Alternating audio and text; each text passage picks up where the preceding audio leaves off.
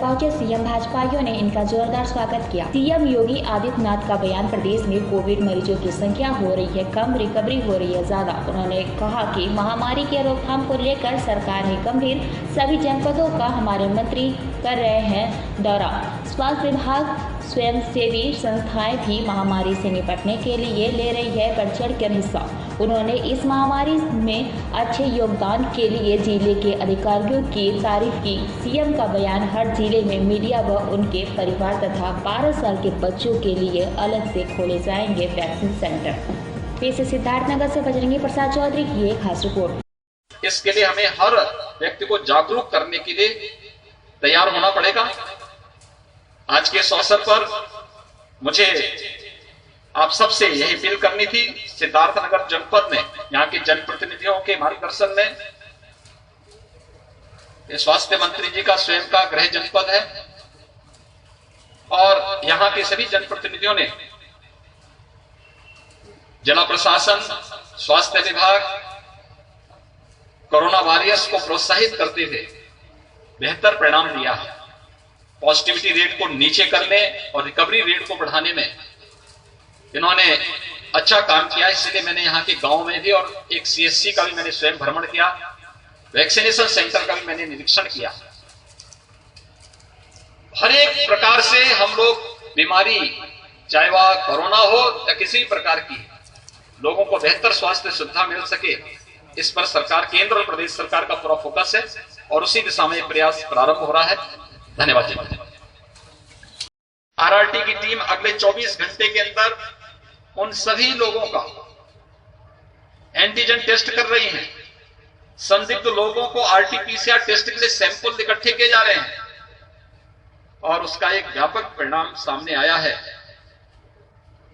कि पिछले 26-27 दिन में जो एक्टिव केस थे या 82 से लेकर 85% तक इसमें गिरावट आई है और निरंतर कोरोना पर प्रभावी नियंत्रण करने की दिशा में सरकार ने आगे कदम बढ़ाया है।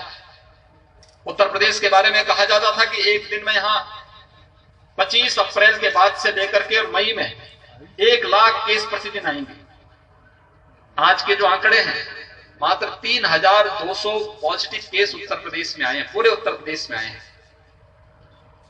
यानी हम लोगों का जो अभियान है वो सफलतापूर्वक आगे बढ़ रहा है और इसीलिए कमिश्नरी स्तर की समीक्षा बैठकों के बाद अब मैं जनपद स्तरीय समीक्षा बैठकों के लिए निकला हूं। कल मैंने देवरिया और कुशीनगर जनपद की समीक्षा बैठक ली थी। आज मैं सिद्धार्थनगर और बस्ती जनपद की समीक्षा बैठकों के साथ साथ कोरोना प्रबंधन के साथ साथ इन जनपदों में हम लोग कैसे इंसेफ्लाइटिस से बचाव और अन्य वेक्टर बॉर्न डिजीज से बचाव के लिए क्या अन्य उपाय हमें करने हैं, क्योंकि पिछले 4 वर्षों के दौरान जो उपाय किए गए हैं उसके परिणाम आए हैं। उस पर आगामी रणनीति को तय करने के लिए भी आज मैं इन सभी जनपदों के भ्रमण में हूं, क्योंकि इंसेफ्लाइटिस की दृष्टि अगर आप देखेंगे तो गोरखपुर, बस्ती, कमिश्नरी सबसे संवेदनशील है। सबसे अधिक इंसेफ्लाइटिस से जुड़े हुए पेशेंट इन्हीं जनपदों में हैं और इसीलिए भारत सरकार के सहयोग से 4 साल पहले हम लोगों ने हर मेडिकल कॉलेज में पीकू का निर्माण किया था। हर डिस्ट्रिक्ट हॉस्पिटल में पीकू का निर्माण हुआ। कुछ सीएससी में भी मिनी पीकू का निर्माण हुआ।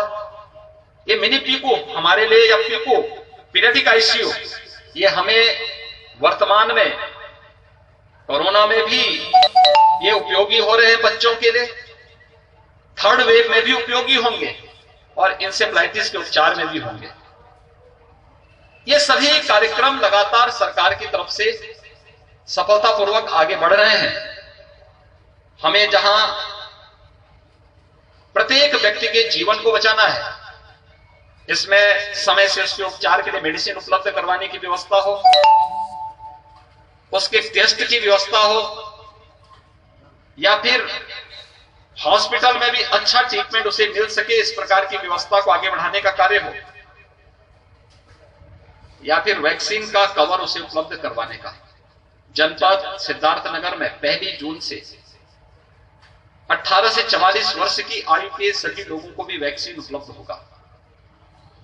और वैक्सीन में भी हम लोगों ने कुछ तय किए हैं। जो थर्ड वेव की आशंका व्यक्त की जा रही है कि बच्चों पर इसका अटैक ज्यादा हो सकता है। हम लोगों ने अभी हर जनपद में पीपू के गठन की कार्रवाई शुरू की है। सिद्धार्थनगर जनपद में हर विधानसभा में सीएससी, एक सीएससी में कम से कम एक मिनी पीपू का निर्माण हो, इसके बारे में भी यहां पर जिला प्रशासन को आवश्यक दिशा निर्देश दिए गए हैं। मेडिसिन किट हर जनपद में उपलब्ध करवाने की कार्रवाई हम बच्चों के लिए भी करने जा रहे हैं, जिससे समय पे उपचार की व्यवस्था हो सके, लेकिन समय पे उन्हें किसी हॉस्पिटल में या नजदीक के इंसेफ्लाइटिस ट्रीटमेंट सेंटर में भी ये सुविधा उपलब्ध कराई जा सके, इसकी भी हमारी साथ साथ तैयारी चल रही है।